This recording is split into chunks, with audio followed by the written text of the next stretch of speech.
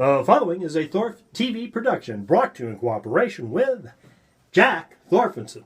Ladies and gentlemen, it's time once again for the SOCS Show, brought to you live from Mr. Holster's ranch way up north near the Canadian border. Let's have a big rousing round of applause, because here he comes, direct from the bar, Mr. Holster!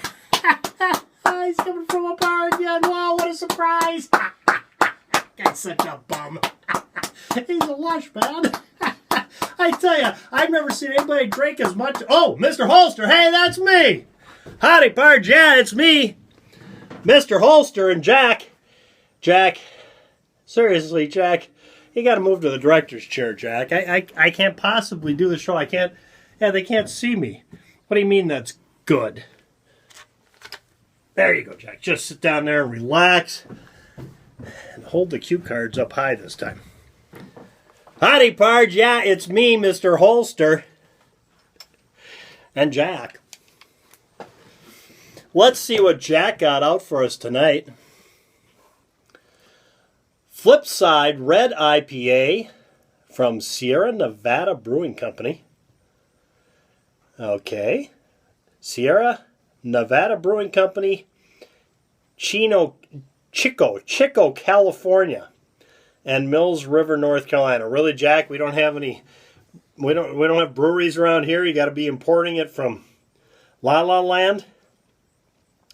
Fireside finds the perfect balance between hops and malt in this easy drinking red IPA. It features just enough smooth and slightly sweet malt body to support huge citrusy and tropical fruit forward hop flavors from the use of Simcoe Citra and Centennial hops.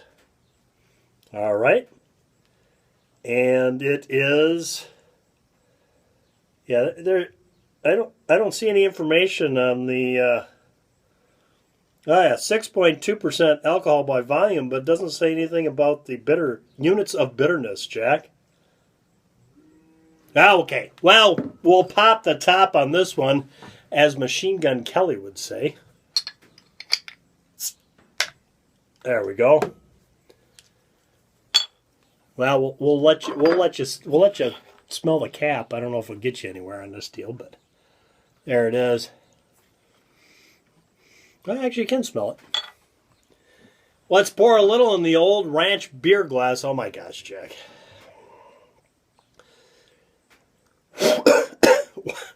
West Texas dust.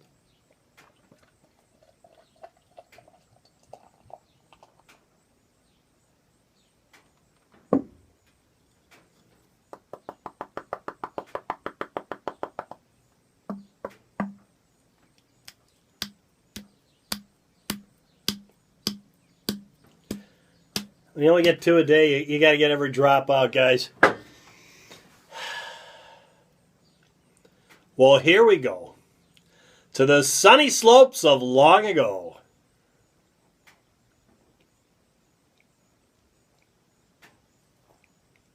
That doesn't heat you up and cool you down all at the same time. Kind of like that, Jack. Thank you. I tell you, with everything that's been going on in my world, I've seen a lot of doctors. It seems like I'm seeing new doctors every day. And I asked the doctor the other day if my heart was strong enough for sex. He said, perfectly so, as long as I didn't join in. Then I went to a proctologist. Apparently this guy used to be a photographer. He told me to bend over and say cheese. My doctor told me to start smoking if I wanted to stop chewing gum. Yeah, I think maybe I need to shop around a little bit.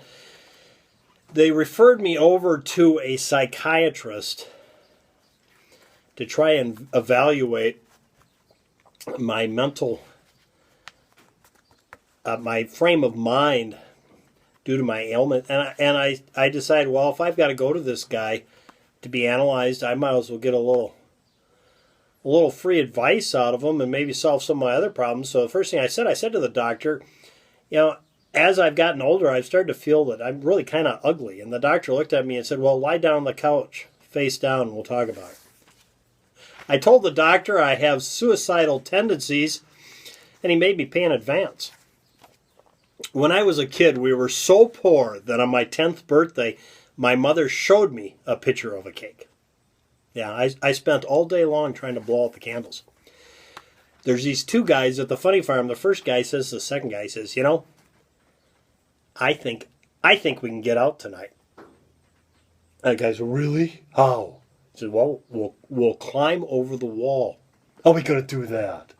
Well, I've got this big flashlight that throws this big beam. I'll throw it up on the wall, and you just climb up the beam and jump over. Say, you must really think I'm nuts. I'll get halfway up that beam, you'll turn it off. Jack's good friend died the other day. Yeah, his name was Skinny. I tell you, this kid was so thin that his funeral only had one pallbearer. Yeah, a waiter. Jack said to me the other day, we were down at the VFW, and he said, I think the idea of sex education in schools is a joke. With a population like it is, can you imagine what it would be like if they knew what they're doing? Jack saw a sign that said, drink Canada Dry. Yeah, so he went up there last week. Good monologue, Jack. Jack, you're still tired from last week up in Canada, aren't you?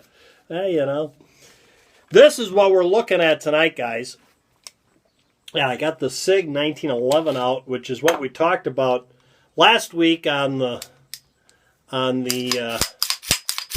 Hard Target Range Show. We shot this gun and the Glock 21.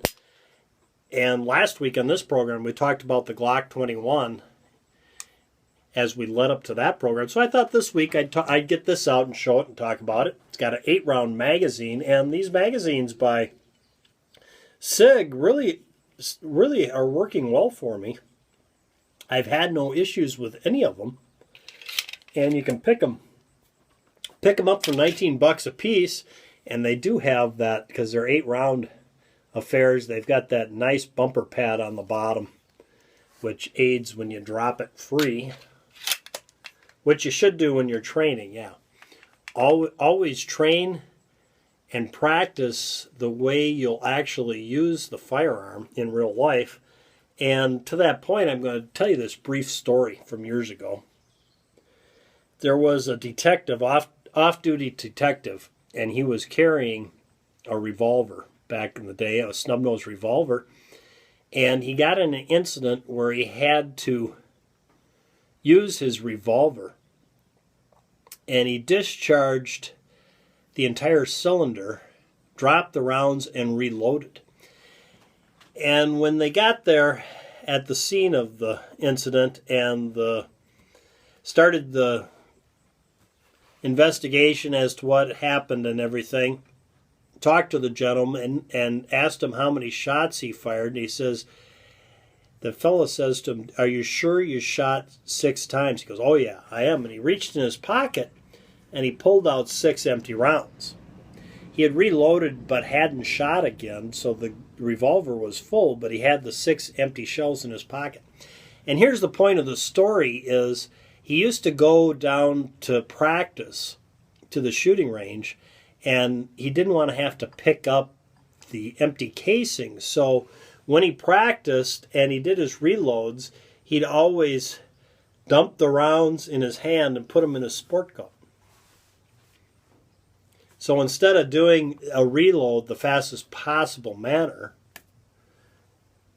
and reload it, he'd do that and then reload it and take that extra second so he wouldn't have to pick up the rounds. Well, then it got to the real deal where he was actually having to use that firearm, and sure enough, he dumped the rounds in his hand, put them in his pocket before he reloaded. So you see, the point of this story is that's why it's so important that even though you're just practicing, that you do it in the fastest, most efficient manner like you want to do it in real life when it happens. because you will do what you do all the time. When it hits the fan and the pressure's on to actually perform, you're just going to do what you're ingrained doing by what you've done in the past. So if you practice in a manner that's slow and you won't have to pick those rounds up, yeah, that's what you'll do in real life. You're not going to dump them on the ground and just reload then. You're going to take that extra couple seconds.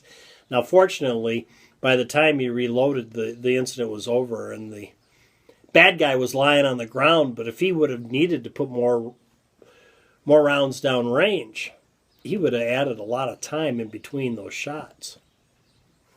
And there you go. And at the time he reloaded, he figured he was going to have to put more rounds down range. He just didn't have to. So there's the story. And the point being, it's nice to have the bumper pads on there because you got to drop your mags as you reload, even when you're practicing. So,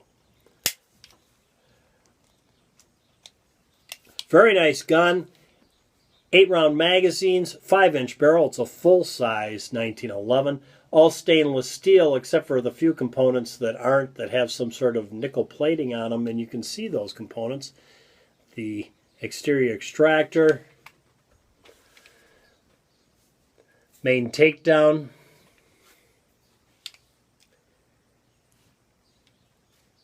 and I guess that's it. Those items are plain steel and then nickel plated. Possibly the trigger is too. Or it's aluminum and nickel plated maybe.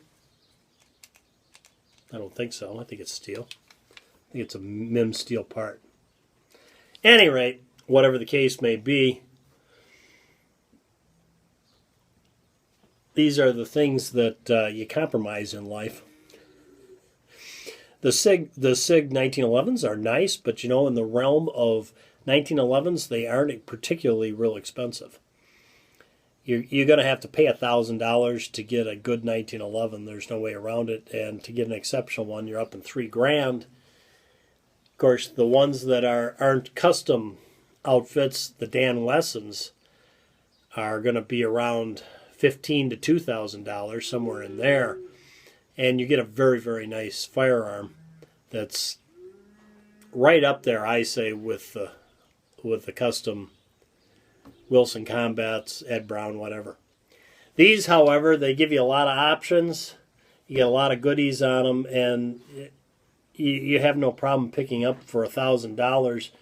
And the ones I've bought, both the ones I bought for far less than $1,000. Mostly because they were new in a box, but they'd been sitting in the shop for a while, were kind of floor worn. And so I got a pretty good buy on them. I've been very happy with both these SIGs 1911s. And I really do enjoy them. So there you go, guys. There's another SOCS Show. What's this one, Jack? SOCS Show number 116. Yeah, well, there you go. SOCS Show number 116 comes to an end. Thanks for tuning in. Till next time, from Mr. Holster and Jack, go out and stay safe.